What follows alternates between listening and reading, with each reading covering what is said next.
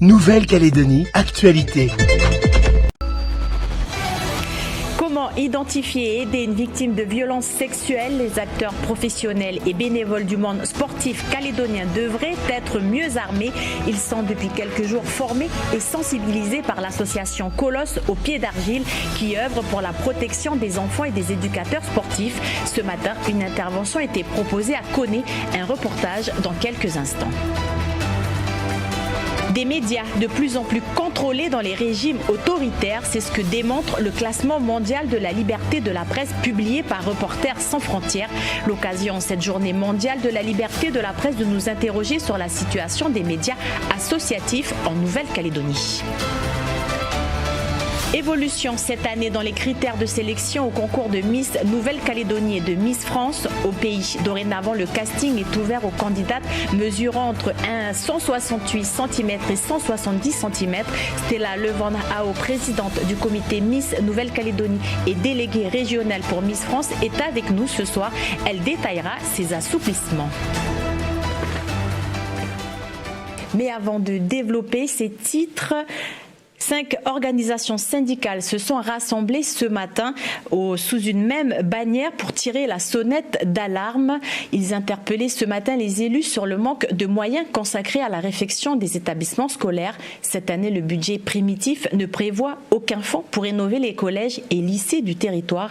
L'intersyndicale parle ici de négligence de la jeunesse. On écoute Fabienne Kadoka, secrétaire générale du SFA-CGC.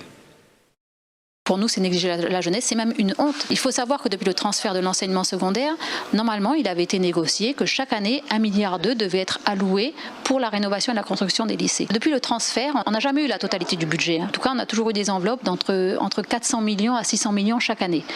Là, lors de ce vote du budget, il y a zéro, il n'y a rien. On a demandé à tous nos enseignants de nous faire une remontée des besoins, des attentes dans les établissements. Et au final, le seul lycée qui pour le coup nous a dit n'avoir quasiment rien à retoucher, etc., c'est le lycée La Pérouse. Donc encore une fois, c'est un lycée des quartiers sud. Par contre, tous les autres lycées, que ce soit les lycées de la zone du Grand Nouméa, de la zone Nouméa-Grand Nouméa ou de la province nord et de la province île, ceux-là, c'est ceux qui ont le plus besoin de rénovation, qui ont le plus besoin de remise aux normes, ne serait-ce que pour la sécurité des élèves et aussi ne serait-ce que pour les moyens matériels qui sont nécessaires dans la réussite scolaire des élèves. La ville de Dembé a inauguré ce matin sa nouvelle brigade de gendarmerie, la plus grande du territoire et une des plus grandes brigades de France. De par sa taille et son activité, cet établissement flambant neuf dispose de 6 cellules de garde à vue. Un reportage de Michel Pimbé.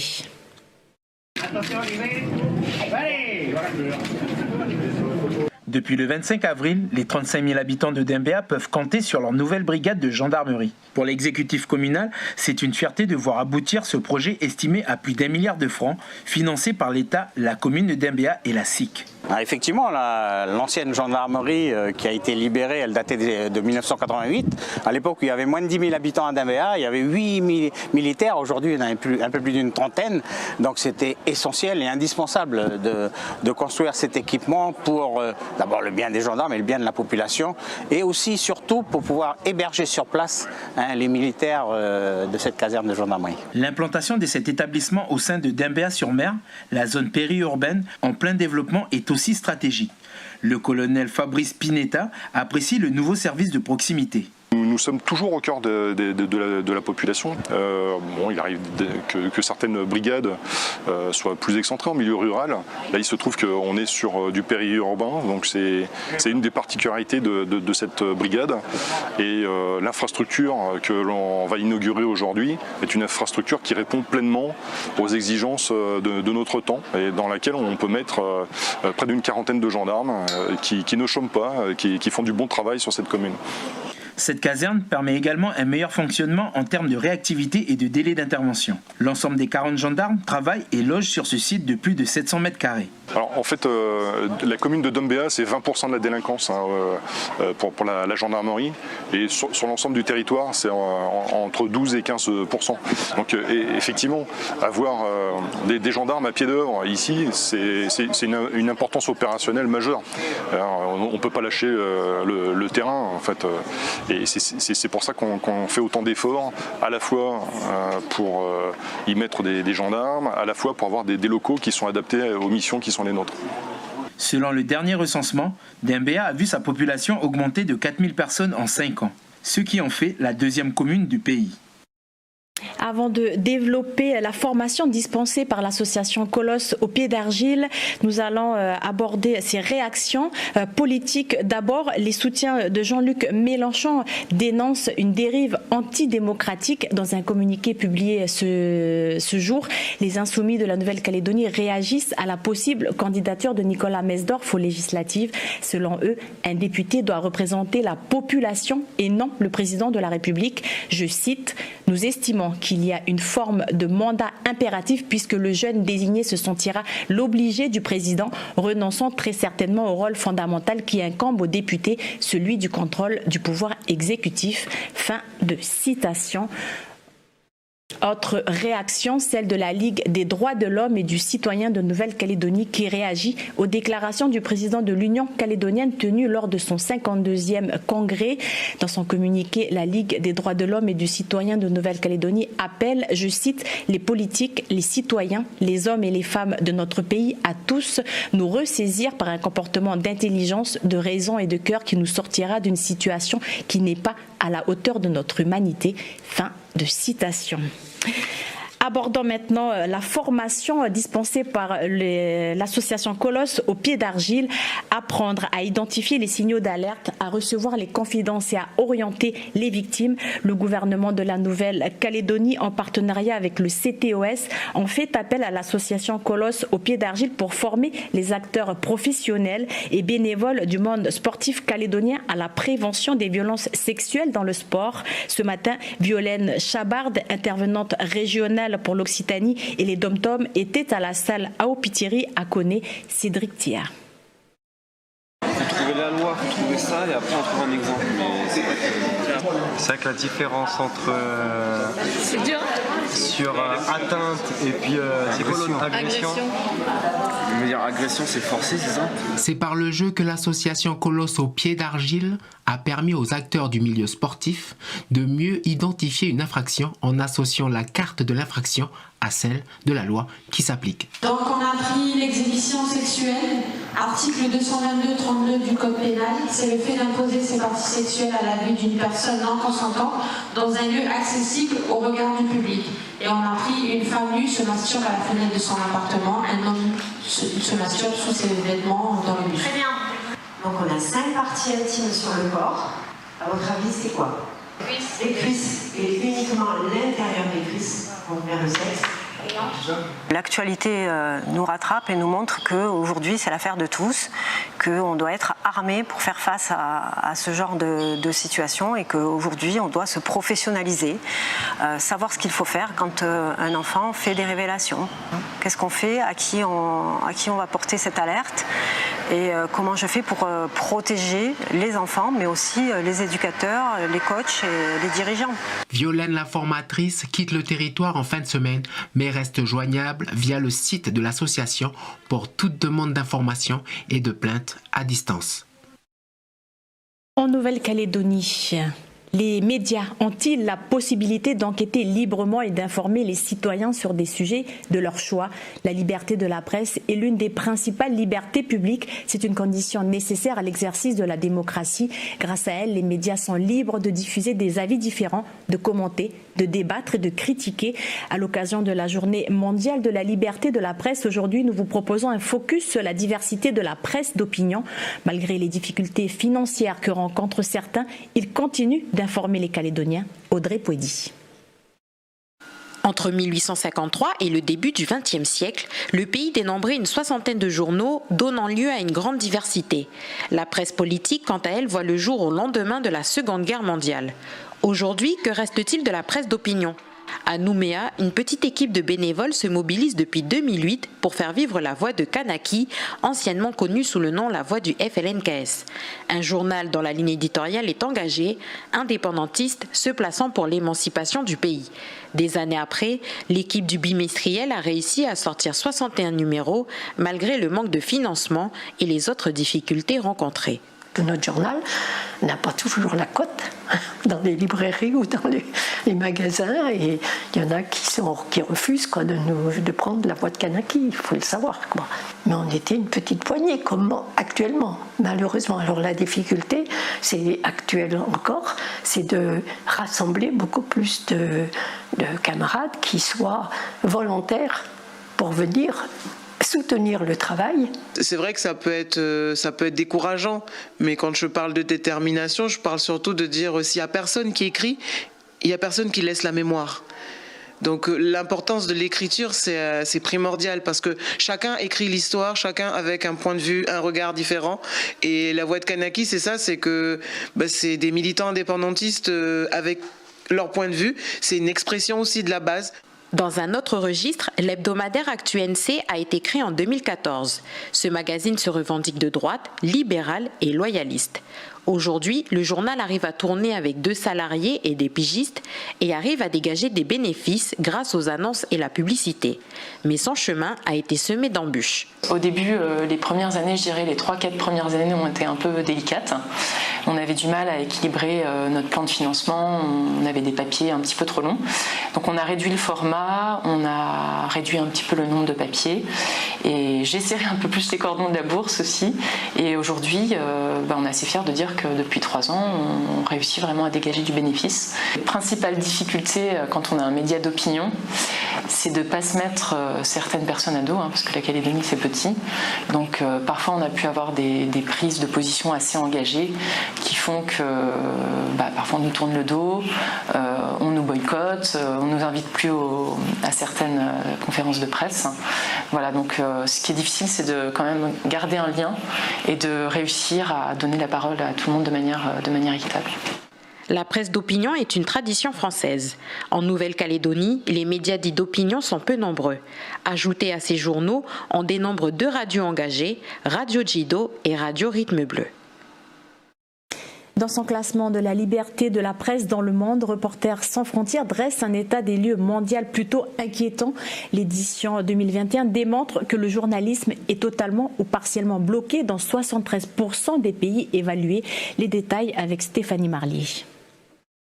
Selon le classement établi par l'organisation non gouvernementale de défense des médias Reporters sans frontières, le bilan est contrasté pour l'année 2021. Même s'il y a eu un recul du nombre de journalistes tués dans le monde, le nombre de ceux qui sont emprisonnés a fortement augmenté, passant de 293 contre 280 journalistes en 2020. La Chine restant la plus grande prison au monde pour les journalistes, au moins 127 y sont détenus.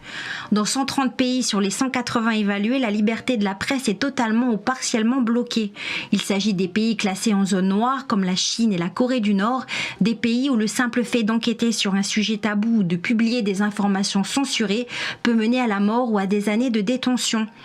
Puis des pays classés en zone rouge tels que la Birmanie et la Russie, où depuis le début de la guerre en Ukraine, le musellement des médias s'intensifie avec l'adoption début mars d'une loi sanctionnant jusqu'à 15 ans de prison tout média russe ou étranger qui propagerait des informations mensongères sur l'armée. Mais aussi des pays classés en zone orange tels que le Mali ou encore le Pérou, pays où les difficultés d'accès à l'information et où le manque de transparence des autorités publiques compliquerait la tâche des journalistes depuis ces dernières années.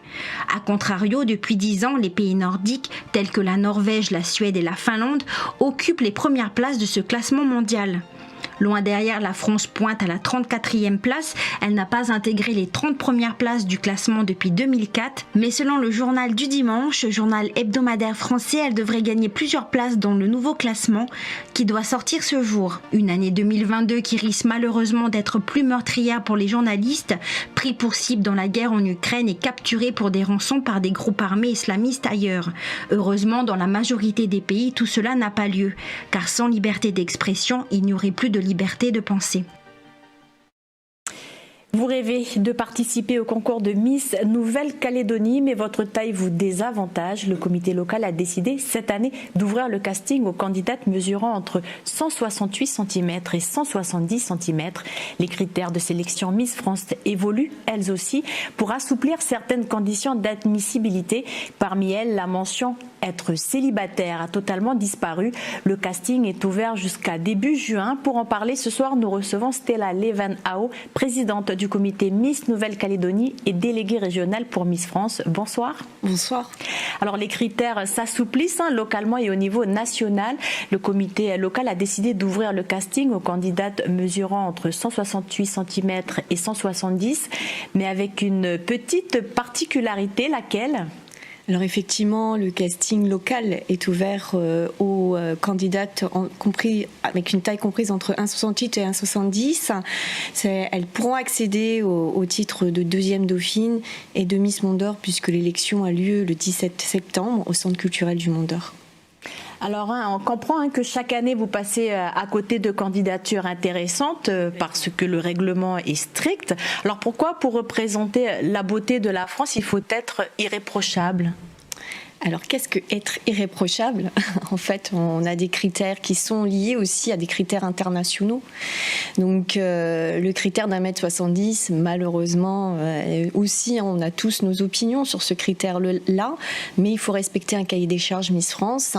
C'est pourquoi on a souhaité être plus présent, plus proche de la population calédonienne, de ce que l'on vit ici, puisque on constate chaque année, on a beaucoup de candidates comprises entre 1,68 et 1,70 qui se présentent, qui malheureusement sont arrêtés par la taille. Donc c'est pour ça qu'on a instauré ce nouveau critère de sélection pour la Nouvelle-Calédonie. Parce qu'avant tout, c'est Miss Nouvelle-Calédonie. Alors elle se présente à Miss France, effectivement. Il y a d'autres critères aussi qui ont été assouplis au niveau de Miss France. Et pour la plus grande joie, je pense, des pays du Pacifique, c'est la présence de tatouages. Alors, on sait qu'en Nouvelle-Calédonie, le tatouage est omniprésent, qu'il soit culturel ou purement esthétique. Les Calédoniens aiment se faire tatouer. Alors, comment vous allez vous y prendre concrètement pour juger si oui ou non la candidate peut participer au concours ? Alors déjà, c'est un jury, et ce n'est pas le comité Miss Nouvelle-Calédonie, puisque l'on fait intervenir un jury qui est autonome du comité. Bien sûr que les membres du comité sont là pour discuter, pour échanger avec le jury, mais c'est le jury au final qui décidera. Par rapport à ces critères de tatouage, avant tout, ils doivent être esthétiques et surtout aucune portée à vocation politique ou religieuse ou extrémiste. Donc ça, ce sont vraiment les consignes qui sont de bon sens. Après, je suis persuadée qu'en Nouvelle-Calédonie, pour être moi-même porteuse de tatouages, il peut y avoir en tout cas, moi j'apprécie les tatouages personnellement, et il y a de très beaux tatouages que l'on peut trouver dans le Pacifique et en Nouvelle-Calédonie. Donc ça sera un jugement subjectif, forcément. On prendra le risque de choisir au mieux. Et en tout cas, à Miss France, il faut savoir que la plupart des candidates des Miss métropolitaines aussi, beaucoup sont tatoués. Mais le tatouage reste très discret. Il reste discret, mais effectivement, la question, qu'est-ce qu'un tatouage discret ? Je pense qu'il faut surtout qu'il soit esthétique et positionné de telle manière qu'il garde la beauté et la classe d'une Miss. Alors il y a un autre sujet qui est aussi abordé, celui de la vie sentimentale, qui reste un sujet très délicat. Alors pourquoi ce sujet de la vie sentimentale reste délicat ? Alors je dévoile un peu les coulisses des délégués régionaux. C'est vrai que la plupart, on est à peu près 30 délégués régionaux dans l'outre-mer et en métropole. Et c'est vrai que l'on travaille en équipe avec la société Miss France, et on a tous sollicité cet assouplissement, parce qu'aujourd'hui, la femme d'aujourd'hui, c'est une femme indépendante, une jeune femme, que ça soit en Nouvelle-Calédonie ou dans le monde entier, et que son statut matrimonial lui appartient complètement. Et on peut tout à fait être une femme, être mariée, avoir un enfant, 2 enfants, 3 enfants, et pouvoir donc avoir cette volonté de vouloir participer à une élection comme Miss Nouvelle-Calédonie pour Miss France. Bien sûr, après, c'est une question d'organisation. Et là, effectivement, le comité Miss Nouvelle-Calédonie veillera à ce que si une Miss Nouvelle-Calédonie est à la fois mère, et donc qu'elle puisse bien s'organiser pour participer partir parce que c'est une responsabilité d'avoir un enfant ou des enfants. Donc ça sera des discussions. Mais encore une fois, ça ne sera pas le comité, ça sera un jury. Donc ça sera vraiment un échange. L'idée, c'est d'échanger et qu'on puisse trouver la perle calédonienne qui a confiance en elle, qui a cette maturité et cette motivation pour aller jusqu'au bout. Une dernière question. Alors, une nouveauté cette année, l'organisation du Retour de Miss Nouvelle-Calédonie dans les 3 provinces. Alors, de quoi s'agit-il et comment ça va se dérouler? Alors, effectivement, vous avez l'ouverture des frontières de nouveau.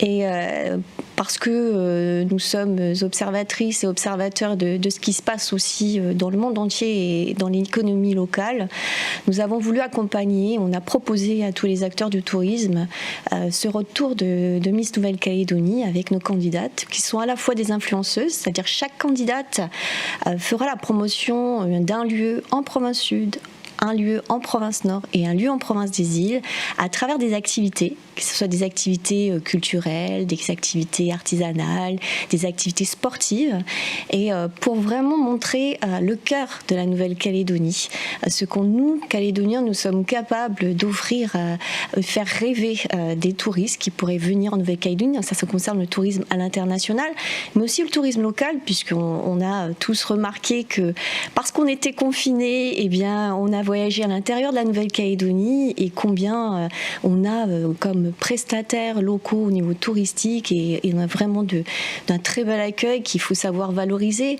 On sait que le tourisme a besoin de ce soutien. Stella Levan-Ao, présidente du comité Miss Nouvelle-Calédonie et déléguée régionale pour Miss France, merci d'avoir répondu à nos questions pour votre invitation. Merci bien. À bientôt. Direction Négoné où se déroulait ce matin la 12e édition du festival Tiroiko. En mémoire de Yewene et de Jean-Marie Thibao, la manifestation s'invite pour la 2e année consécutive dans les écoles de l'île. Durant 2 jours, les danses traditionnelles, les contes, le théâtre, le patrimoine culturel de l'île résonnera dans les tribus de Wakone. Henri Nailolo.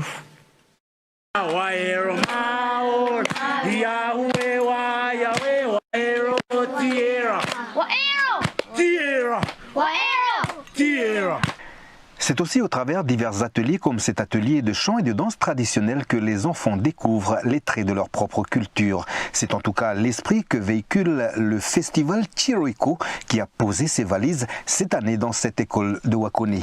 Les intervenants sollicités pour l'occasion ont également pour mission la sauvegarde de la langue négoné, de plus en plus influencée par le français dans les différents foyers.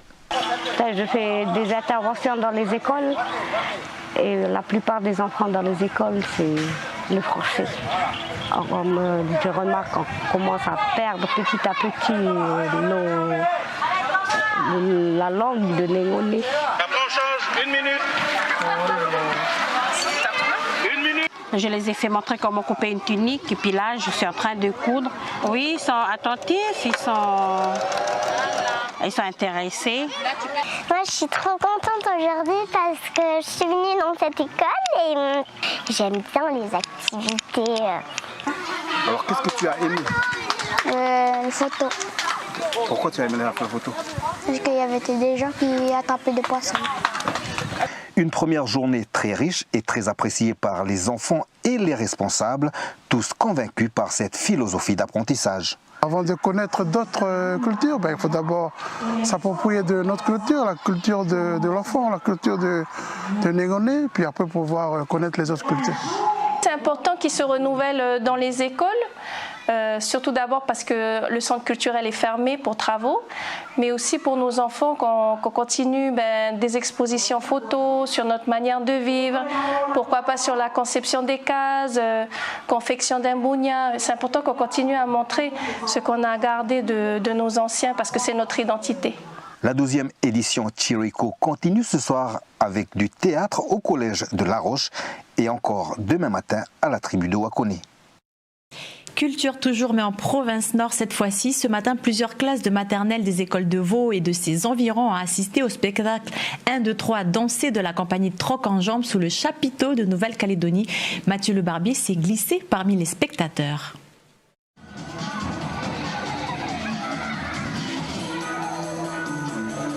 C'est un spectacle qui se passe de paroles et pourtant, le rire des enfants, lui, est bien réel.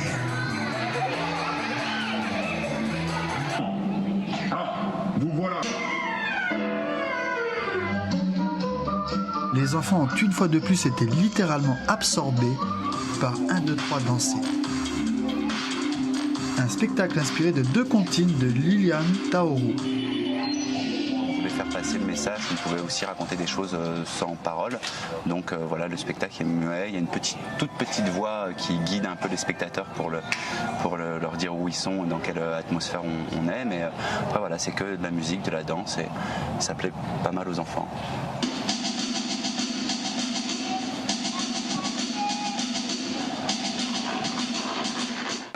J'ai aimé, c'était rigolo. Pourquoi? Parce que c'était rigolo les costumes. Il y avait une fille et un garçon qui jouaient le kagou et puis après ils prenaient aussi des fruits. Et toi, t'as aimé? Oui. Le moins que l'on puisse dire, c'est que le spectacle 1, 2, 3 danser a conquis tout le jeune public. Pour votre prochain séjour en famille ou entre amis, le domaine du Berceau de Moïse vous accueille. Situé dans un lieu calme et une végétation luxuriante, le Berceau de Moïse vous propose des appartements tout confort, du T2 au T4, climatisés avec une magnifique terrasse. La détente est assurée autour de sa piscine et de son jacuzzi. Réservation au 05 90 81 64 28 ou au 06 43 87 30 15. Possibilité de privatiser le domaine pour vos événements familiaux et professionnels.